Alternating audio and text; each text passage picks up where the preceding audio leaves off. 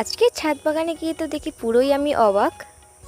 আজ থেকে প্রায় 1 বছর আগে যে অ্যালামুন্ডা গাছটা বসিয়েছিলাম তাও নিজের হাতে করে, আজ প্রায় 1 বছর পরে যেই ফুল দিল, কত মিষ্টি লাগছে। আর আমার বোন তো আমার খরগোশের পিছনে ছোটাছুটি করছে। আর এই যে গাছগুলো আমি ছাদেই শিফট করেছি। আর এই যে গাছটা দেখতে পাচ্ছ, এই গাছটা না আমার খরগোশ যে কতবার খেয়ে শেষ করে দিয়েছে আর কি, আমি নিজেও জানি না। আর দেখো নয়নতারা গাছগুলো কত সুন্দর গ্রো করেছে। আজ মেনলি যেই জন্য ছাদে আসা, এই যে নতুন অতিথিগুলোকে আমি ছাদ বাগানে অ্যাড করব। তো আমি এখানে গাছ বসাচ্ছিলাম, ও আমাকে ডিস্টার্ব করেই যাচ্ছিলো, বলছিল আমি বসাবো, কিন্তু আমি গাছগুলো লাস্ট পর্যন্ত বসিয়েছি।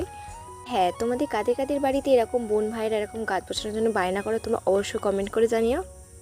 আমার বোন তো সবসময় করে। তো যাই হোক, এখানে আমার ফাইনালি বসানো হয়ে গিয়েছে।